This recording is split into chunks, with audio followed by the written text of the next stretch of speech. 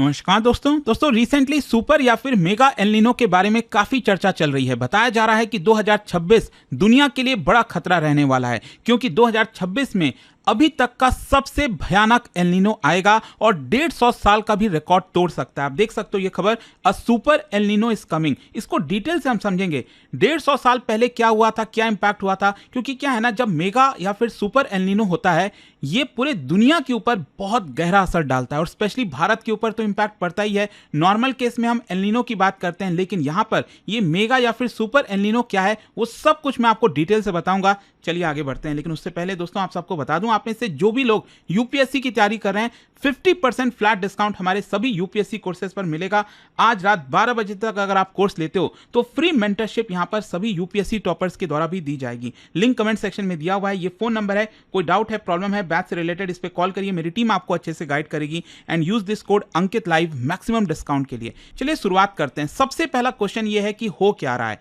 क्या है ना कि 2026 में ऐसे कंडीशंस बन रहे हैं जहां पर एक्सट्रीम हीट देखने को मिल रही है और साथ ही साथ जो पैसिफिक ओशन है ये काफी ज्यादा वार्म हो रहा है, जो कि खतरे की घंटी है। अच्छा, यहां पर मैं आपको बता दूं, मेगा या फिर सुपर एल नीनो का जो कंडीशन है वो भी धीरे धीरे क्रिएट हो रहा है और साइंटिस्ट का ऐसा मानना है कि ये 1877 या फिर 1878 वाला जो एल नीनो का इवेंट था उसके साथ एक बड़ा रिस्क है। मतलब 150 साल पहले जो खतरा बना था दुनिया को और जिस तरह का नुकसान हुआ था उसको आज के डेट से कंपेयर किया जा रहा है। एंड 150 साल पहले जो एल नीनो इवेंट था वो आज तक का डेडलीस्ट क्लाइमेट डिजास्टर बताया जाता है। एंड इसी की वजह से आप समझिए कि आज के डेट में ये जो एल नीनो है उसमें ह्यूमन इंटरवेंशन भी है, क्योंकि यहां पर जो क्लाइमेट चेंज और जितनी भी हम बातें करते हैं उसमें ह्यूमन ड्रिवन भी बहुत सारे फैक्टर्स हैं जो आप सब जानते ही होंगे। अच्छा, यहां पर पहले हम समझ लेते हैं कि एल नीनो होता क्या। बहुत ही सिंपल शब्दों में, एल नीनो बेसिकली जो एल नीनो सदर्न ऑसिलेशन है,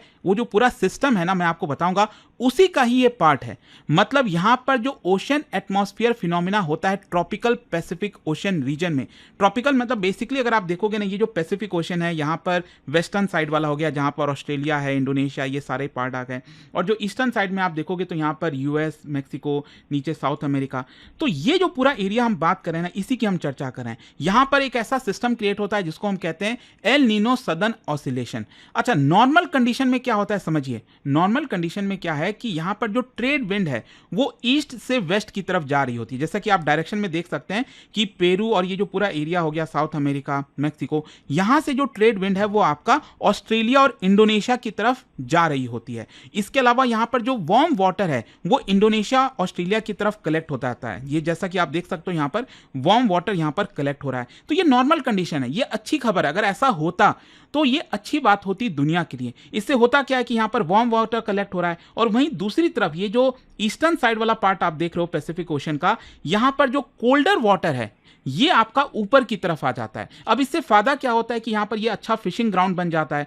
साउथ अमेरिका में पेरू के साइड जो है यहां पर अच्छा खासा फिशिंग होता है, वहां के लोगों को लाभ होता है। और वहीं दूसरी तरफ ये वार्म वाटर की वजह से मॉनसून विंड्स क्रिएट होते हैं, यहां पर एग्रीकल्चर अच्छा होता है और इसका इंपैक्ट भारत की तरफ भी होता है। हमारे पास जो मॉनसून विंड्स आते हैं वो अच्छे होते हैं, स्ट्रांग होते हैं। हम कहते हैं ना अच्छा मॉनसून हुआ।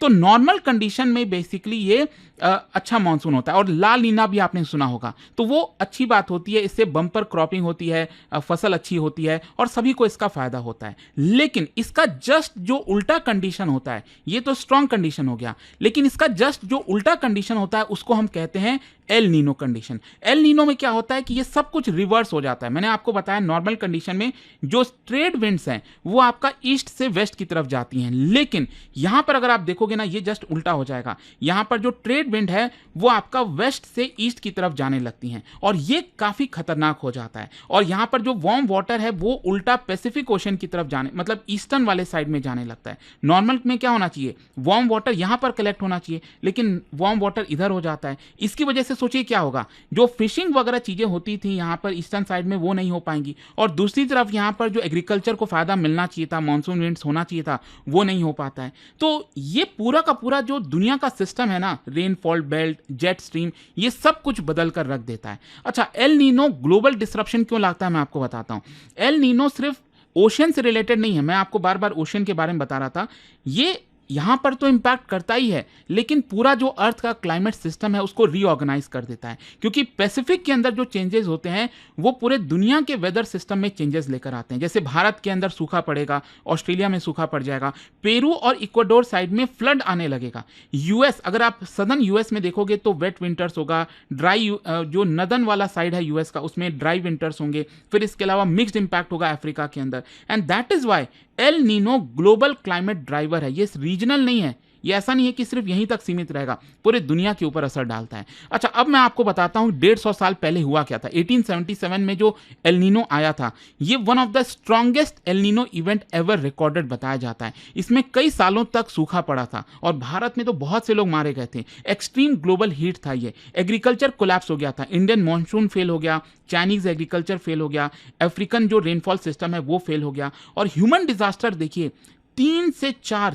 करीब 4 करोड़ के आसपास बताया जाता है लोगों की मृत्यु हो गई थी। मतलब उस समय का जो वर्ल्ड पॉपुलेशन का उसका 3 से 4% विलुप्त हो गया था, खत्म हो गया था। और यहाँ पर जो सबसे वर्स्ट रीजन था उसमें ब्रिटिश इंडिया, जो भारत जिसमें ब्रिटिशर्स राज कर रहे थे उस समय, आपको याद होगा, आपने इतिहास में पढ़ा होगा ग्रेट फमीन के बारे में, 1876-78 वाला, वो वही वाला इवेंट था। चाइना में नदन फमीन आया था, ब्राजील और अफ्रीका में सूखा पड़ा था, स्टारवेशन हो गया था। और यहाँ पर जो डिजास्टर है वो और वर्स हो गया क्योंकि कॉलोनियल पॉलिसीज थी। भारत में गेहूं की सप्लाई करने के बजाय ब्रिटिशर्स क्या करते थे, उसको एक्सपोर्ट कर देते थे दूसरे देशों में, अपने कंट्रीज में एक्सपोर्ट कर देते थे। सोच के देखिए, हमारे लोगों को खाना नहीं मिल पाता था, ट्रांसपोर्टेशन सिस्टम, रिलीफ सिस्टम काफी कमजोर था, तो इसकी वजह से मृतकों की संख्या बहुत ज्यादा थी।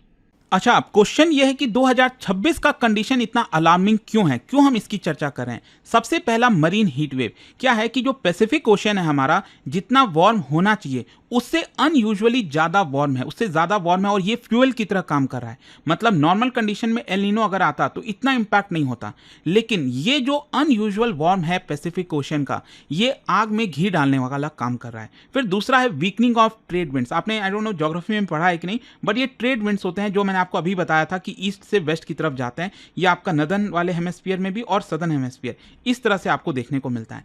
तो ये अगर आपका स्ट्रांग होता तो कोई दिक्कत नहीं होती, लेकिन ये भी कमजोर हो गया है, तो ये भी एक बड़ा चिंता की खबर है। और इसके अलावा क्लाइमेट चेंज बेसलाइन क्या है कि अब 150 साल पहले जो एल नीनो आया था उस समय तो आप सोच के देखो ना कि जो ओशन टेम्परेचर था वो उतना वार्म नहीं था। आज के डेट में ओशन टेम्परेचर की जब हम बात करते हैं तो प्री इंडस्ट्रियल लेवल के मुकाबले 1 डिग्री सेल्सियस ज़्यादा है। और देखो, इसको कंपेयर मत करना पृथ्वी से, क्योंकि ज़मीन पर जब हम लोग रहते हैं दिल्ली में, नॉर्थ इंडिया में अगर आप देखोगे तो ऊपर नीचे बहुत ज़्यादा होता है, तो हमें लगेगा कि यार 1 डिग्री सेल्सियस में ऐसा क्या हो जाएगा, लेकिन नहीं, ओशन में अगर 1 डिग्री सेल्सियस का अंतर होता है ना, वो डायरेक्ट इंपैक्ट करता है वहाँ की स्पीसीज़ में, जो ओशन में अब मछलियाँ हैं जितने भी हैं उसके ऊपर बहुत बड़ा असर डालता है। तो 1 डिग्री सेल्सियस वार्मर ऑलरेडी हम हैं और ये बेसलाइन हो गया है। यहाँ से एल नीनो आ रहा है तो आप समझ सकते हैं कि 150 साल के मुकाबले इस वाला जो एल नीनो है वो और कितना खतरनाक होगा। अच्छा, यहाँ पर अब क्वेश्चन ये भी है कि मैं बार बार सुपर एल नीनो की बात कर रहा हूँ, मेगा एल नीनो की बात कर रहा हूँ, ये होता क्या है।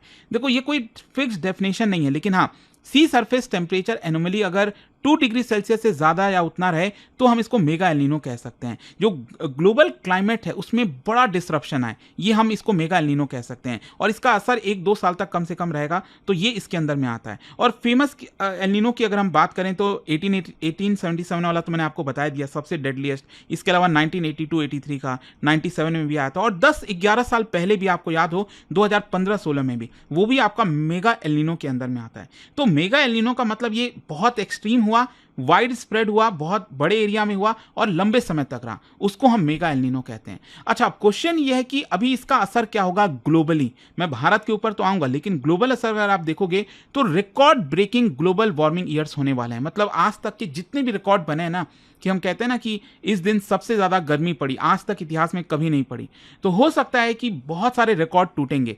एवरेज टेम्परेचर भी इस साल का मैक्सिमम बताया जा रहा है कि ये टूटने वाला है, तो देखते हैं उसमें क्या होता है। इसके अलावा सूखा पड़ने के चांसेस हैं भारत में, साउथ ईस्ट एशिया में, ऑस्ट्रेलिया में, सदर्न अफ्रीका में, वेस्टर्न अमेरिका और पार्ट ऑफ ईस्ट अफ्रीका के अंदर फ्लड के चांसेस हैं। एक्सट्रीम इवेंट होगा, मतलब जो साइक्लोन्स हैं आपने कई बार देखा होगा भारत में भी हम कहते हैं ना कि साइक्लोन आ रहा है, तो वो ज़्यादातर आपको गर्मी के समय जब अचानक से वार्म हो जाता है ओशन, बे ऑफ बंगाल वगैरह एरियाज़ में, अरेबियन सी में भी जब कई बार चीज़ें होती हैं तो आपका गुजरात तट वहाँ पर काफ़ी असर करता है। तो साइक्लोन जो स्ट्रॉन्ग साइक्लोन्स हैं उसके इवेंट आपको ज़्यादा देखने को मिल सकते हैं। वाइल्ड फायर भी होंगे जहाँ जहाँ सूखा पड़ेगा, स्पेशली अमेरिका वगैरह में आपने देखा होगा, कैलिफोर्निया साइड बहुत सारा आग लगता है जंगलों में, तो उसके भी चांसेस ज़्यादा हो जाएंगे इस बार। और जहाँ तक इंडिया स्पेसिफिक इम्पैक्ट है तो देखो, एक तो क्या है मॉनसून, अगर एल नीनो यहाँ पर हुआ बहुत स्ट्रांग होता है तो ऑब्वियस सी बात है हमारे यहाँ पर जो रेनफॉल आना चाहिए, जो बारिश होनी चाहिए, वो उतनी नहीं हो पाएगी और उसका डायरेक्ट असर क्या होगा, हमारा एग्रीकल्चर जो सबसे ज़्यादा इंपैक्ट होगा,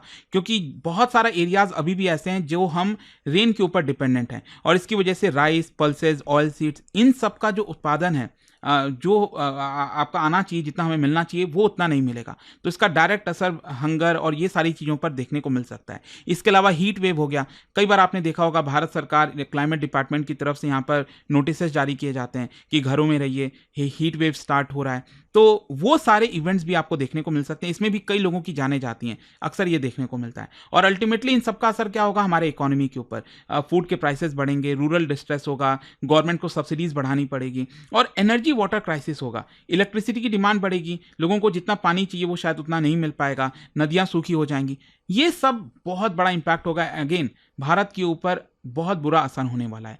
फिर इसके अलावा एक और चीज़ है कि यहाँ पर अब आपको एक और चीज़ समझना है। देखो 150 साल पहले जो इतना स्ट्रॉन्ग एल नीनो आया, मान लो अगर हम कह देते हैं कि इस बार भी वैसा ही स्ट्रॉन्ग एल नीनो आएगा तो क्या उतने ही लोगों की मृत्यु होगी? देखो ऐसा नहीं है। अभी उस समय तो क्या था कि पॉपुलेशन कम थी एक तो, और जो वार्मिंग बेसलाइन था उतना नहीं था। अभी तो क्या है, पॉपुलेशन भी इतनी ज़्यादा है, अर्बन हीट आइलैंड्स काफ़ी ज़्यादा हैं, क्लाइमेट चेंज का इंटेंसिफिकेशन भी ज़्यादा हो गया है। लेकिन यहाँ पर एक चीज़ आपको समझना है कि एक तो हम पहले से प्रिपेयर रहते हैं, बफर स्टॉक आपको ज़्यादा देखने को मिलेगा। यहाँ पर ग्लोबल ट्रेड भी अच्छा हो गया है कि कहीं पर अगर भुखमरी है, वहाँ पर फूड नहीं सप्लाई हो पा रहा है तो दूसरा कोई देश यहाँ पर मदद कर सकता है, हम तुरंत वहाँ पर चीज़ों की सप्लाई कर सकते हैं। पहले वैसा नहीं था ना। तो एक चीज़ यहाँ पर समझना है कि एल नीनो हो सकता है 1877 से भी ज़्यादा वर्स्ट हो, लेकिन मोर्टैलिटी के ऊपर शायद उतना असर नहीं होगा। उस समय 3-4 करोड़ लोग जो मरे थे, ऐसा थोड़ी कि इस बार वैसे ही मर जाएंगे। हाँ, हो सकता है मृत्यु होगी लेकिन वैसा असर नहीं होगा। लेकिन हाँ, इकोनॉमी के ऊपर बहुत बुरा असर होगा, क्लाइमेट चेंज और ज़्यादा आपको खराब होता हुआ देखने को मिलेगा। तो आई होप कि आपको डिटेल में अच्छे से अब समझ में आ गया होगा कि एग्जैक्टली ये super El Nino, mega El Nino है क्या, क्यों इसकी इतनी चर्चा हो रही है। जाने से पहले आप सबके लिए एक बड़ा इंटरेस्टिंग क्वेश्चन है, क्या बता सकते हो इनमें से कौन कौन से गैसेज ऐसे हैं जो ग्रीन हाउस गैसेज के अंदर में आते हैं? और इसका राइट आंसर आप सब जानते हो, मेरे इंस्टाग्राम पर तो मिलेगा ही, वहां पर अगर आप नहीं हो कोई बात नहीं, टेलीग्राम से ले सकते हैं इसका सही उत्तर। दोस्तों, पिछले 2 महीनों में 100 से ज्यादा लोग अपनी फर्स्ट जॉब स्टार्ट कर चुके हैं। यह सिर्फ एक नंबर नहीं है, यह क्लियर प्रूफ है कि सही गाइडेंस मिल जाए तो सिलेक्शन जरूर होता है। और यहाँ नाम आता है study IQ skill courses powered by career 24/7 का। हम स्पेशली उन जॉब्स पर फोकस करते हैं जिनकी डिमांड आज के टाइम पर बहुत तेजी से बढ़ रही है। आप किसी भी न्यूज आर्टिकल्स को पढ़ लीजिए, आपको क्लियरली दिख जाएगा कि आज के टाइम में जॉब कौन सी जगह पर है। Digital data, cyber security, data analytics, business analytics, ज्यादातर जॉब्स यहीं आ रही हैं। स्टडी IQ इन्हीं फील्ड्स के लिए ऐसे कोर्सेज देता है जो सिर्फ थियोरेटिकल नहीं बल्कि प्रैक्टिकल और इंडस्ट्री ओरिएंटेड होते हैं। चाहे आप डेटा एनालिटिक्स का कोर्स लीजिए, डेटा साइंस या बिजनेस एनालिटिक्स का, यहाँ गोल सिंपल है, आपको जॉब रेडी बनाना। अगर आप अपना कोर्स ऑनेस्टली कंप्लीट करते हो, प्रॉपर अटेंडेंस रखते हो, तो study IQ skills powered by career 24/7 ensure करेगा कि आपको मिनिमम 3 इंटरव्यू अपॉर्चुनिटीज तो जरूर मिले। मतलब आपको 3 रियल चांसेस तो बिल्कुल मिले ताकि आप डायरेक्टली कंपनीज के सामने अपने स्किल शो कर सकें। और यही चीज आपके सिलेक्शन चांसेस को काफी बढ़ा देती है। इन कोर्सेज में आपको IBM बैक्ड सर्टिफिकेशन तो मिलता ही है जो आपकी प्रोफाइल को और स्ट्रॉन्ग बना देता है। साथ ही हम यह भी कोशिश करते हैं कि आपको अपनी पहली जॉब मिल जाए और आपका करियर स्टार्ट हो जाए। इसके बाद तो आप जानते ही हैं, एक बार जॉब एक्सपीरियंस किसी को मिल जाए तो उसके बाद करियर में प्रोग्रेस होती ही रहती है। और यहाँ आपको स्टार्ट करना भी सिंपल है, बस इस वीडियो के कमेंट सेक्शन में जाइए, वहां दिए गए लिंक पर क्लिक करिए, जो डिटेल यहाँ दिख रही है इसमें अपना नाम, ईमेल ID, नंबर फिल करिए और डिस्काउंट कोड यूज करिए अंकित लाइव, ANKITLIVE। इसके बाद स्टडी IQ की टीम आपको कॉल करेगी, आपको गोल समझाएगी और सजेस्ट करेगी कि आपके लिए कौन सा कोर्स बेस्ट रहेगा। अगर आप अपनी फर्स्ट जॉब के लिए सीरियस हो तो अब वेट मत करिए, आपकी अपनी कैरियर जर्नी को स्टार्ट करिए। हम इंश्योर करते हैं कि आपको study IQ new age job के लिए बिल्कुल तैयार कर देगा। स्टडी IQ IAS, आपका सिलेक्शन हमारा मिशन।